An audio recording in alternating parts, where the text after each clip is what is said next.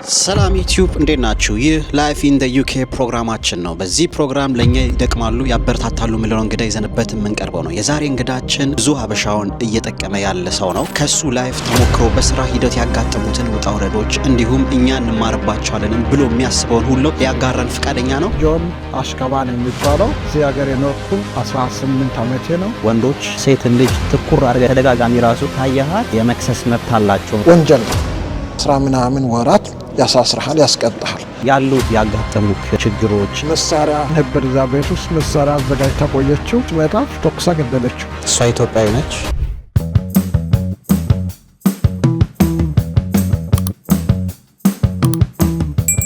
እንግዳችን ፍቃደኛ ስለሆንክ በእኔና በተመልካቾች ስም እጅግ አድርጌ አመሰግናለሁ። ራስህን አስተዋውቅልን እባክህ። እሺ፣ እኔም በጣም አመሰግናቸዋለሁ። ስሜ ጆን ይባላል። ጆን አሽካባን የሚባለው የመጀመሪያ ዲግሪ ያው አካውንቲንግ ነው። ማስተር ያረኩ ደግሞ ሊንጉስቲክስ ነው፣ ቋንቋ ህግ ማለት ነው። ለንደን ውስጥ እዚህ እንግሊዝ ሀገር ከመጣሁ በኋላ የትርጉም ስራ ትግርኛውም አማርኛውም እየተረጎምኩ ነው የሚተዳድረው ያለሁኝ። መስራት ከጀመርኩ ወደ 16-17 ዓመቴ ነው። ግን ጠቅላላ እዚህ ሀገር የኖርኩ 18 ዓመቴ ነው እና በትርጉም ስራ እነዚህ የኛ ሰዎች ስደተኞችን ፋሚሊ በማምጣት ሚስት ልጆች በማምጣት ላይ ማመልከቻዎች ከጠበቆች ጋር ተባብረን በመስራት አግዛቸዋለሁ። በመቀጠል የመጀመሪያ ጥያቄያችን የሚሆነው እዚህ ስራ ላይ ህብረተሰባችን እያገለገልክ ነው። በጣም ጥሩ ነው።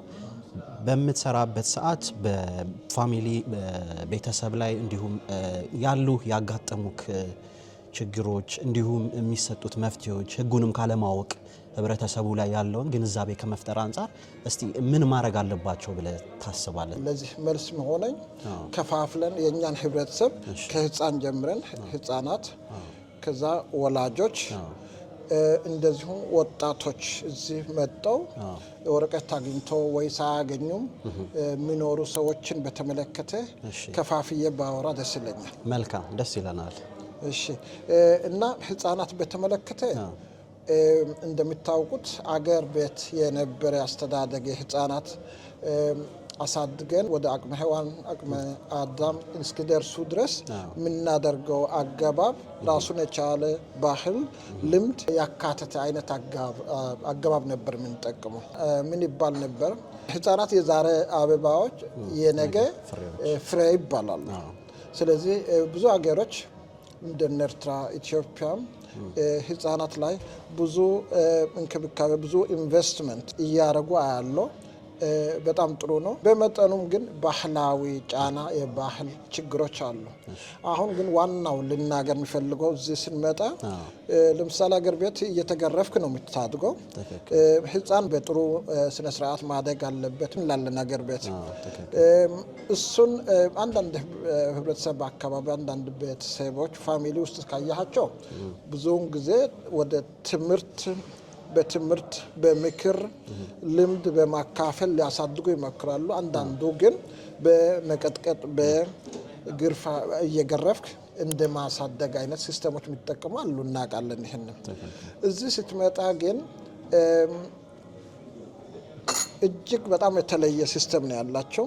ህፃን ራሱን ችሎ እስከ 18 እስኪደርስ ድረስ ባለው ጊዜ መምታት፣ መሳደብ ማንኛውም ሞራሉን ሚነካ ነገር ማድረግ አትችልም። በህግ የተከለከለላቸው ነገር ነው። ከሀገር ቤት ስንመጣ ብዙ ኢንፎርሜሽን ስለሌለን አንዳንድ ወላጆች አንዳንድ ሰዎች ህፃን ልጃቸውን ሲገርፉ ሲቀጠቅጡ ተይዞ ኢንተርቪው ተደርጎላቸው ልጅ ይነጥቃል።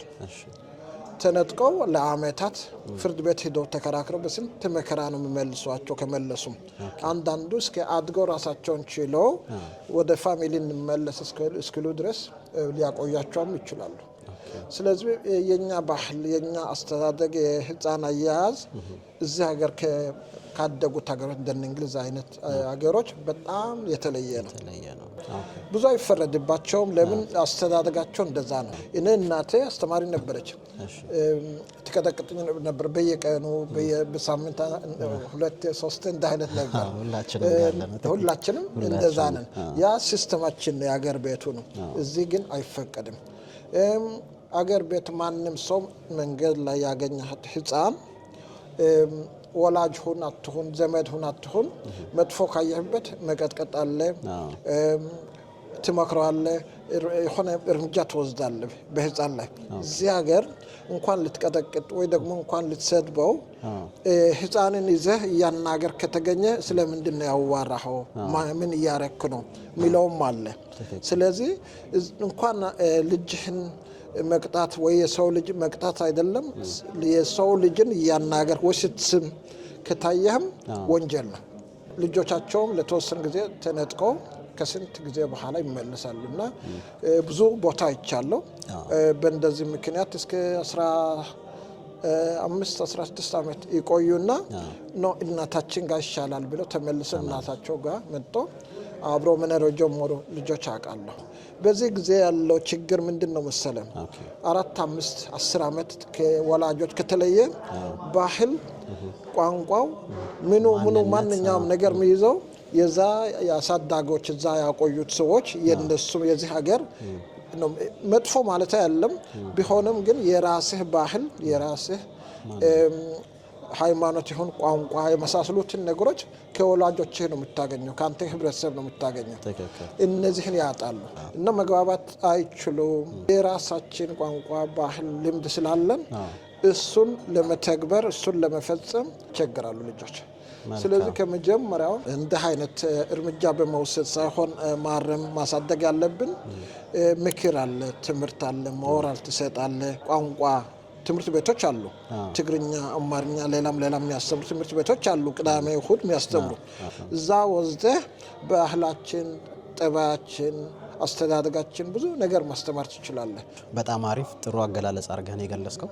በተለይ ለወላጆች በጣም ጥሩ ትምህርት ይሆናል ብዬ ተስፋ አደርጋለሁ በልጆች አስተዳደግ ጉዳይ ላይ ብዙ ጊዜ እንዳልከው ከባህላችንም ከአስተዳደጋችንም አንፃር የሚነሳ ብዙ ችግር አለ እኛም ራሳችንን የማስተማር ነገሩም ስለሌለ ብዙዎቻችንም ጋር ከልጆች ጋር የተለያየ ሰፊ ልዩነት አለን ያነሳው ሐሳብ በጣም ድንቅ ነው በዛም ተያይዞ አሁን ካነሳው ውጪ እኛ ትልልቆችስ ሆነን ብዙ ጊዜ በተለይ ወንዶች ሴት ልጅ ትኩር አድርገ ተደጋጋሚ ራሱ ካያሃት ህጉ የመክሰስ መብት አላቸው የሚል ነገር እኔም ሰምቻለሁና እንዴት ነው ከህግ አንፃር ብዙ ወጣቶች ከሀገር ቤት ሲመጡ እንዲህ አይነት አደጋ ላይ ይወድቃሉ ማታ ለምሳሌ ይወጡና ሲዝናኑ አርብ ቅዳሜ እሁድ ሲዝናኑ ከስራ ከስንት ድካም መጥቶ ልዝናኑ ሊጠጣ ምናምን ብሎ ሲወጡ ሴቶች በተለይ የራሳቸው ዜጋ ያልሆኑትን ማዝናናት አብሮ መጠጣት ማምሸት ከዛ በኋላ ሲደንሱም ሲጠጡም ምን ስሉ ቆይቶ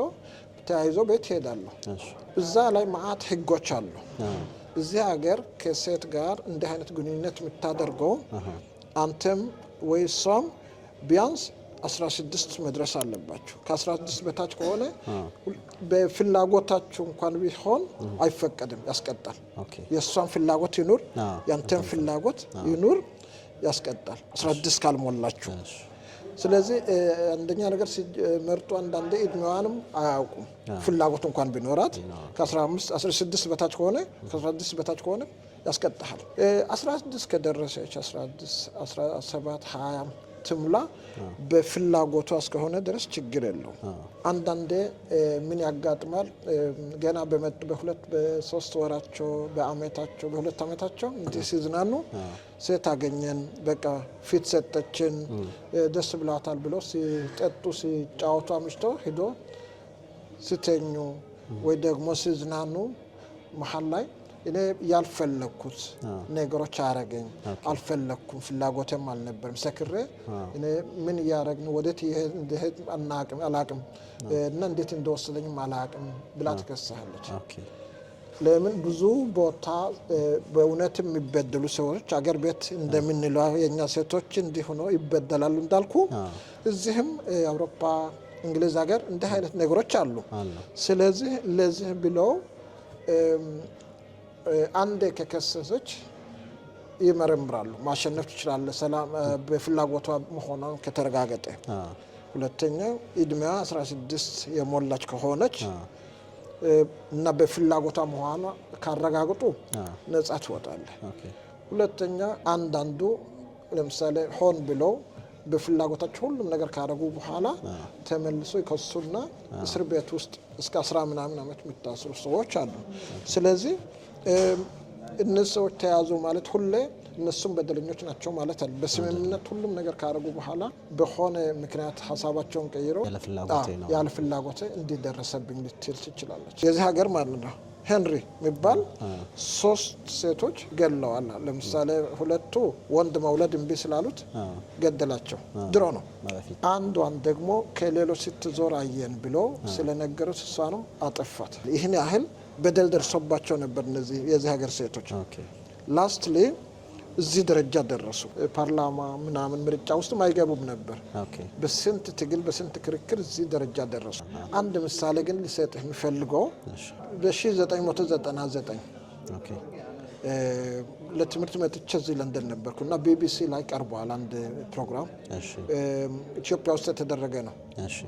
አንዱ የሆነች ልጃገረድ ይዞ ሂዶ ከሷ ጋር ተኝቶ በነጋታው ነው ሂዶ ሲዝናና ቆይቶ ተመልሶ ይመጣል። ያችን ልጅ ግን ያለ ፍላጎቷ እንደተጠለፈች ነው እዚህ ቢቢሲ ላይ ያቀረቡት።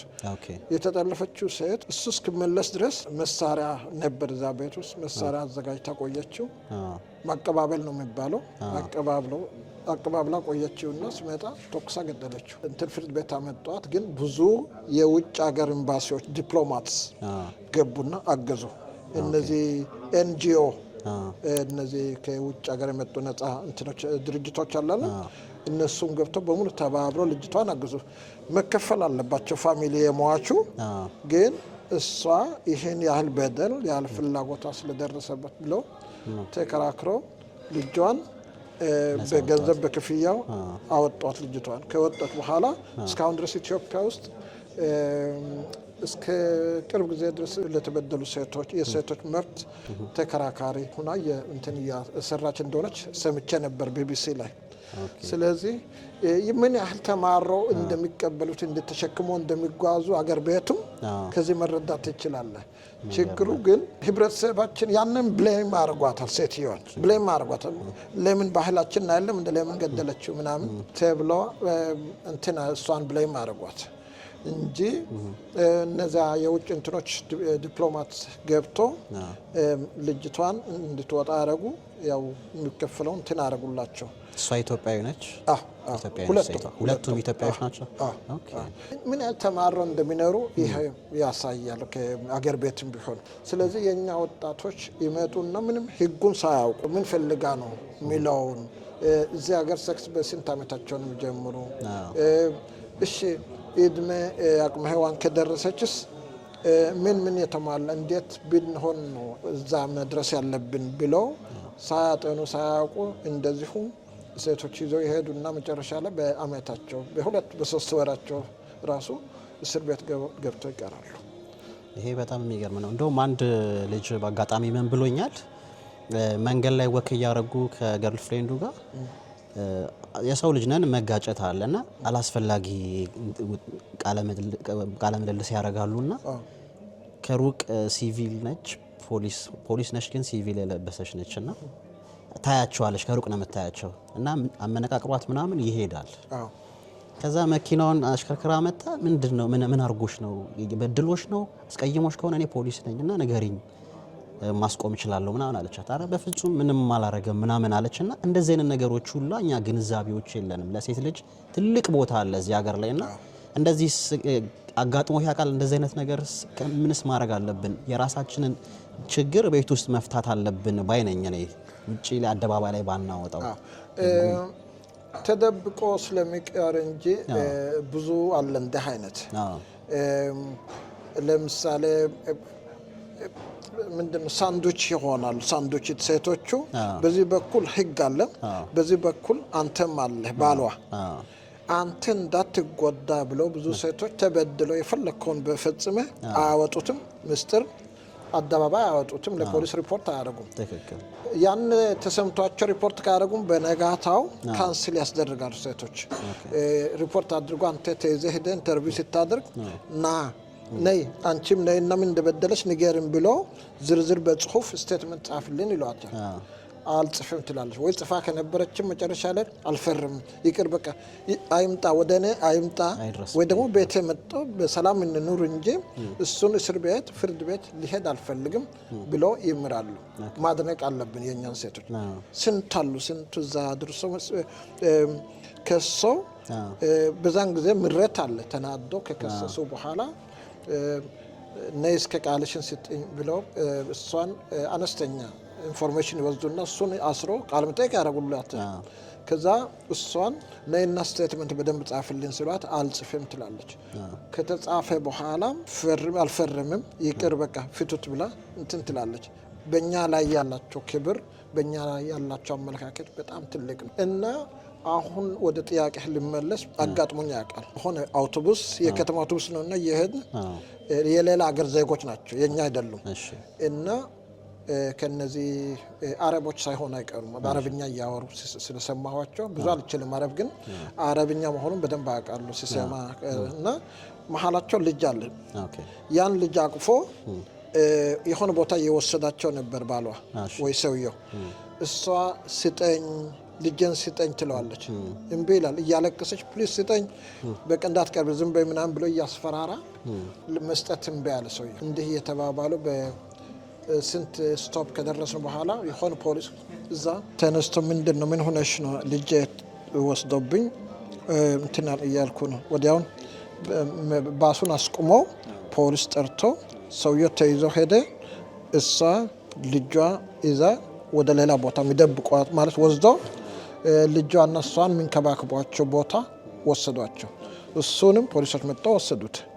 እና እንዲህ አይነት ነገር ያጋጥማል። ይሄ ሁላ ከሀገር ቤት ያመጡት ባህል ነው እንጂ እዛ ባስ እየሄድክ የፈልገው ይሁን ሚስትህን ወይ ደግሞ እሷ ደግሞ አንተንም እንዲህ አይነት ነገሮች ማውጣት እና እዛ ስትከራክሩ ስትጣሉ መታየት የለባቸው። በተጨማሪ ስለ ህፃናት ለምሳሌ ህፃን ልጅ እኛ አገር ቤት ማንም ሰው አቅፎ ይስማል፣ አቅፎ እንትኑ ታፋው ላይ እንዲያስቀምጦ ያናግራል ምናምን። እዚህ ግን እንደዛ የለም። እንደዛ ካርክ ወደ ፖሊስ ተደውሎ ትያዛለህ።